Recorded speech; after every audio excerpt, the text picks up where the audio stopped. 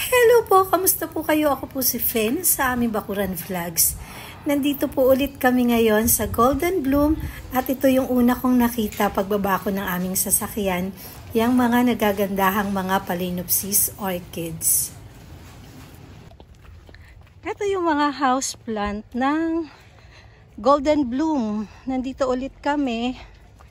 Ayan o, madami. Ayan, punong-puno. Ang gaganda ng mga variety nila.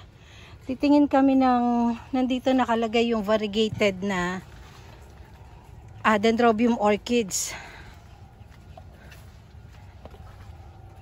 Yung maganda, may double spike ba? Tapos maganda yung ano niya dapat. Ito nakabuka na oh. Ay kaso may mga ano. Ito ganito talaga to tip pag yung... Ano yan, hindi pwede sa araw? Pwede na hindi lang direct ate. Ayan nakabuka na maganda kaya yan? Ay, hindi ito eh. Ang bulaklak nito galing pa sa Thailand. Yung dito ta sa ate yung bulaklak yung maganda na yun. Nasaan? Hindi, wala pa kasi pangalawang bulaklak nito. Kasi ito galing pa to sa Thailand. Wala kayo yun dati? Ay wala te. Kaya antayin namin muna lang pag namulaklak din sa inyo. Pero mahaba yan. Pili mo ako ng ano. Maganda. Ayan. Ito mga house plant. Iba't ibang klase ng house plant. Ngayon ko lang pinakita sa inyo yung mga house plant. May mga hoya dito na iba't ibang klase rin ng hoya. Mga rubber tree.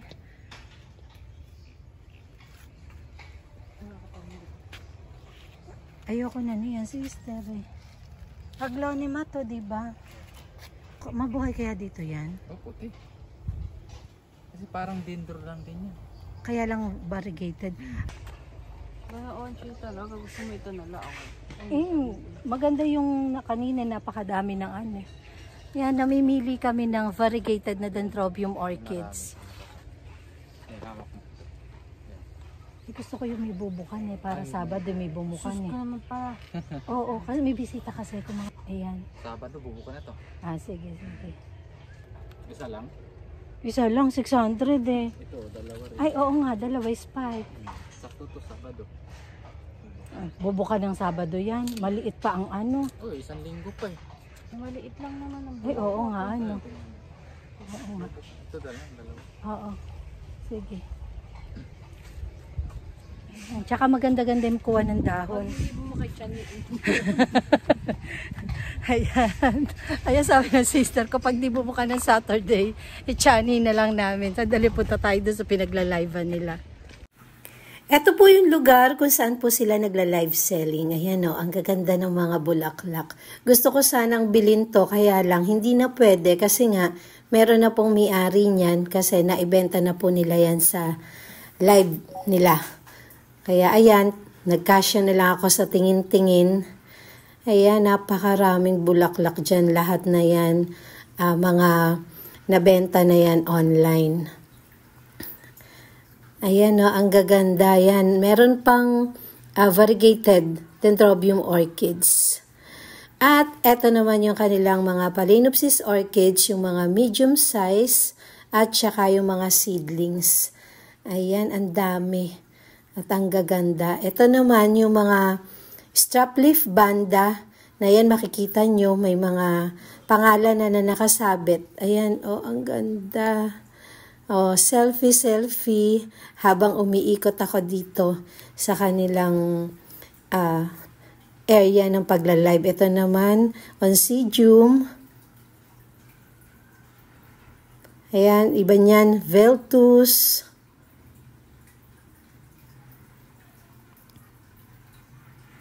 Ayan, punta naman tayo dito sa mga cactus nila. Ito po yung golden barrel na lagi ko nakikita dito. Pero, kokonti na to. Dati marami yan at ibang klase. Yung maliit ay 450 ang isa at yung malaki ay 2,000 po na mahigit ang presyo. Ayan, Ang ganda, kaya lang mahal. At ikot ulit tayo. Ayan, nag-selfie ulit dito sa yellow na bulaklak. Ayan po ay mokara. At eto naman yung mga veltus. Ayan, ang ganda ng kulay ng bulaklak, no? Kulay pink na parang peach. Ito naman po, tulumia.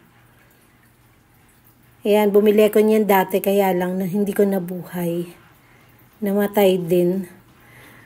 At yan, kung nakikita nyo yung mga naka-blue na yan, yan po yung nagpapak ng mga nabili online. Ito naman yung mga Cattleya. Yellow, ang ganda, no? Yan, yung violet and yellow. Meron ako niyan, ganyang klase. Ayan, ito ay strap leaf banda. Ang ganda ng kulay. Ito naman, mas maganda ang kulay ng Cattleya na yan. Ito naman, mga veltus. Ito yung nakita ko nung nag-live sila na mga full bloom na yung mga bulaklak ng mga veltus.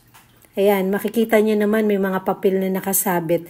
Yun po yung mga pangalan ng nakapag-mine sa mga orchids na to. Kung makikita nyo rin yung bundok ng kahon, yan po yung paglalagyan ng mga nabili na at ipapashift nila. Nakauwi na po kami galing sa Golden Bloom at gusto ko pong i-share sa inyo yung nabili ko na orchids. Nadaan lang naman po kami doon kasi may pinuntahan po ang Sir Bernie doon sa may San Rafael. Tapos sabi ko baka pwede na idaan ako doon sa Golden Bloom. Kasi nga nakita ko po na nagla-live sila noong isang araw. Napakagaganda po ng mga orchids na nila-live nila. Kaya po sabi ko kay Sir Bernie kung pwede idaan niya ako doon at titingin lang naman ako, hindi ako bibili. Kaya, ayan, eto, yung dalawang ito yung nabili ko. Pero, sa totoo lang po, itong variegated Burana Jade na to, ay hindi po ako bumili. Yan po ay binili ng sister ko. Kasi kasama namin yung sister ko. Kung nakita nyo doon sa unahan ng video, nandun yung sister ko.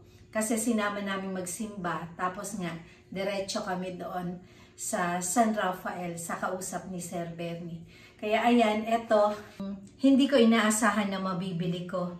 Kasi nga, gusto ko lang umikot at gusto ko lang tumingin. Kasi nga, marami na naman akong orchids dito. At saka, syempre, nung makita ko doon kanina, talagang puro spike pa lang napapalabas. Wala talaga kang makikita na mga bulaklak na mga King Dragon. Tsaka may hinahanap ako na King Dragon na gusto kong bilhin. Kaya lang wala talaga sila. Kaya ito yung nabili ko. Ito nga po. Tingnan nyo Ayan, variegated. Tinanong ko nga doon sa, nag-assist sa amin doon sa Golden Bloom kung meron na iba pang variety nitong variegated na to. Kaya lang sabi niya, ito nga lang daw ito. Tingnan nyo Ayan Variegated. Yung pinaka yellow niya dito sa may tip ng dahon. Yan. Tapos, yung unang binibigay niya sa akin, maraming cane. Kaya lang, parang may mga sunog sa dahon. Kaya sabi ko, huwag na. Ito na lang, may dalawang spike. Kasi yung isa nga, iisa yung spike niya. Tapos, malapit na rin talagang bumuka. Hindi ko lang alam ito kung aabot to sa Saturday. Kasi nga po, sa Saturday, meron akong bisita. Hindi ko alam kung aabot itong mga buds na to kung bubuka. Ayan, Ang ganda. Kaya lang yung dahon niya, hindi kamukha ng mga dahon ng mga ordinary at saka ng King Dragon. Ang mga King Dragon at saka ordinary, ang mga dahon nila, hindi nakayuko. Ito nakayuko talaga. Lahat ng tiningnan ko doon kahit yung nandun sa, nung nag-live selling sila. mga nakayuko din talaga, tapos mga nakabuka na yung bulaklak. Kasi gusto ko sa akin bumuka yung mga buds, yung mga bulaklak ng mga orchids. Ayan, oh. Ang ganda. Yan. Kapag mga special dendro sa mga basket na ganito nakalagay, yung mga dendrobium orchids. Yan. Tapos, sabi ko, hindi ako bibili nitong nitong Phalaenopsis orchids kasi nga, itong mga big petals, talagang ang presyo. Yung sa presyo nito, dapat ilang dendrobium orchids na yung mabibili mo. Kaso, ang ganda talaga. Nakita niyo naman doon sa unang video ko. Ang dami, ang gaganda. At saka alam nyo ba, na napakadalang kong datnan na meron sila na ganito na big petals na Phalaenopsis orchids. Ang ganda, oh. Ayan. O, tingnan nyo. Titingnan natin kung ano yung ID nito. Nakayuko na ako. Naku, wala palang ID. Eto. Naku. Malabo ang ID. Ilalagay ko na lang dito sa screen kung mababasa ko bukas. Kasi nga, kahit magsalamin yata ako. Sandali. Tingnan natin. Total, kung ikli naman yung aking video, titingnan natin. Hindi ko talaga maaninaw. Ito. Ayun. Treasure map. Ang ID po nito ay treasure map. Ayan. Kasi kapag hindi ko talaga maaninaw, gumagamit ako ng cellphone tapos sinusum ko.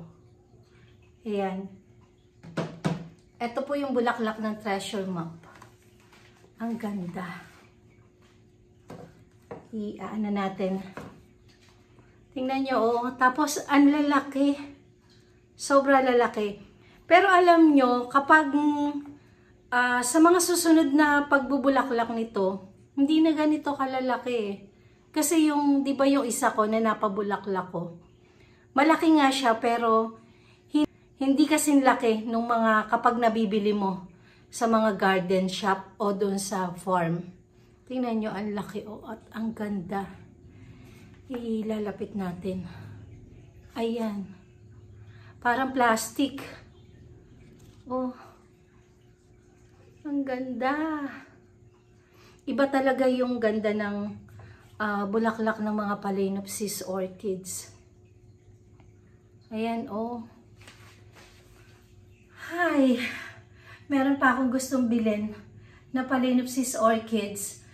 Kaya lang, wala na talagang budget. Kasi nga, may kamahalan nitong mga Phalaenopsis orchids na big petals. Yung mga medium at saka small na mga bulaklak, yun, medyo mura yun. At saka yung mga seedlings. Ang halaga ng medium na meron ng spike ay nasa 350 to 450 pesos. At yung pong seedlings, mga nasa 180 pesos. O yung sa online yata nila, mas mataas kaysa dun sa kapag walk-in ka. Pero, ang gaganda talaga, diba? Talagang kanina, kahit wala doon sa farm, yung nagagandahang mga bulaklak dahil nandun na sa mga nakasabit na nilive nila. Talagang busog na busog ang mga mata ko.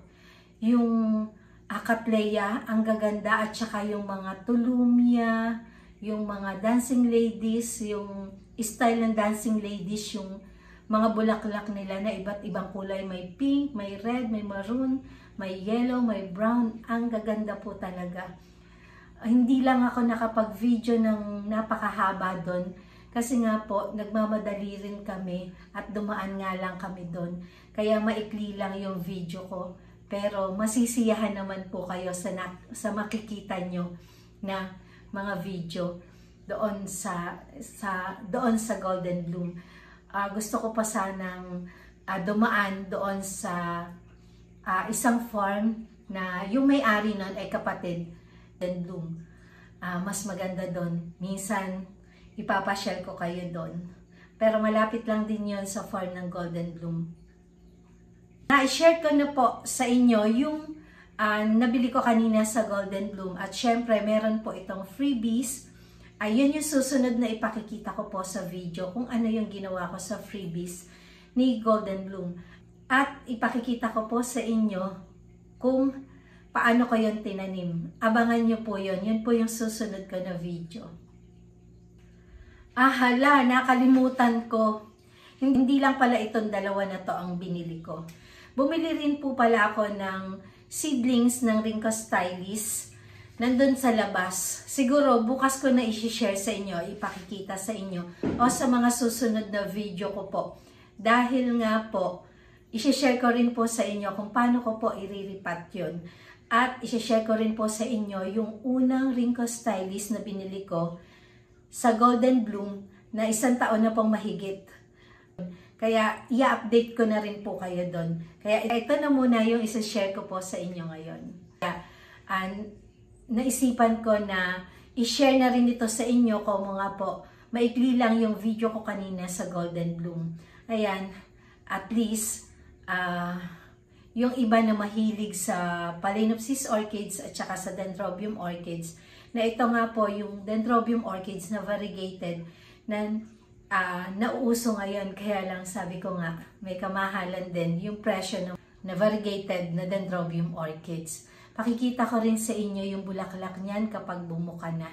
Kaya lang natatakot ako na iripat pa.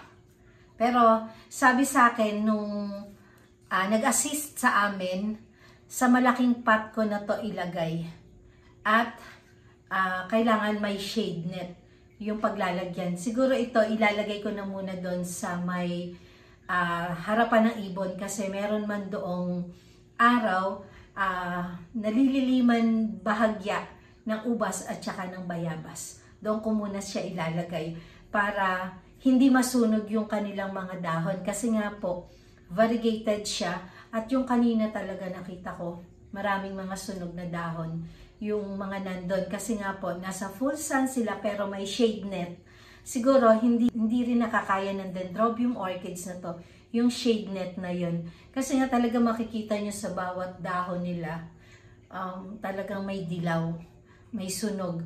Kaya nagpapili ako ng walang sunog na dahon kasi nga mas magandang tingnan yung fresh, yung walang sunog, walang kulay yellow na dahon.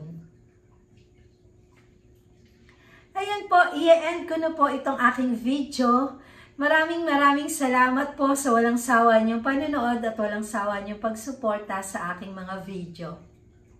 Sa lahat ng mga silent viewer, sa mga subscribers, sa mga kaibigan ko po sa YT, at sa iba pong kaibigan ko talaga na sumusuporta sa akin kahit hindi po sila nagko-comment, alam ko po sila kung sino. At maraming salamat po.